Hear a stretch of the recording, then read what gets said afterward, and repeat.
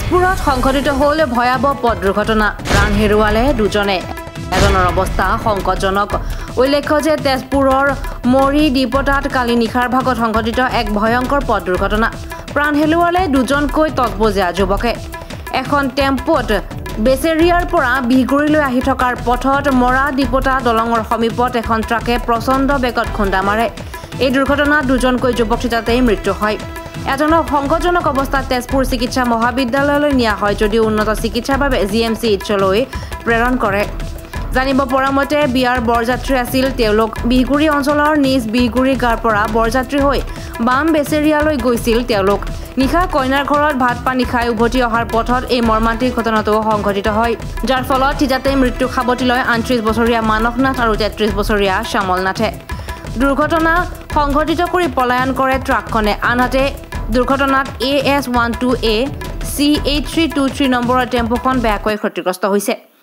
এই ঘটনাত শোকৰ চাপ পৰিছে বিহগুৰিত মৃত মানসে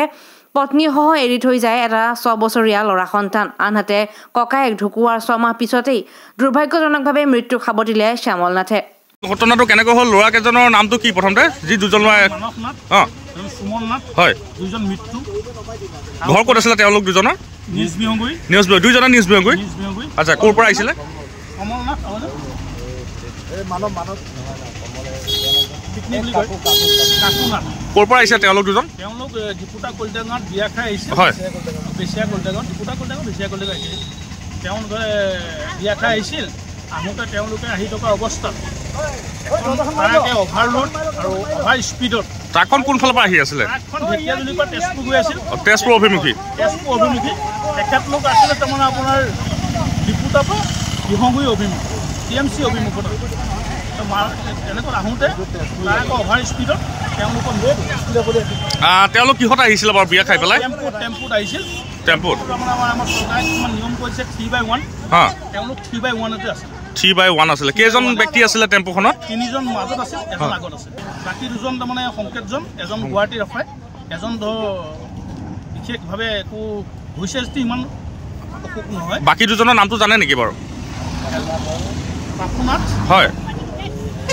কমলনাথ কমলনাথ পাপুনাথক মানে আপোনাৰ ইমান আঘাত হোৱা নাই কমলনাথৰ গুৱাহাটী ৰখাই মানৱ নাথ আৰু সুমন নাথ মৃত্যুমুখত পৰিছে আচ্ছা আপোনাৰ সেই সময়ত যেতিয়া ঘটনাটি ঘটিছিলে আৰু ওচৰ পাজৰ কোনোবা আছিল নেকি বাৰু ৰাতি কিমান সময়ত দিছিলে ঘটনাটো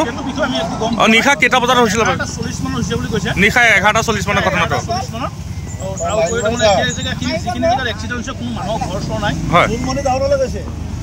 আৰু তেওঁলোক দুজনে কিবা কাম কৰি আছে নেকি বাৰু যি নিউজ ডেস্ক ৰিপোৰ্ট DA 365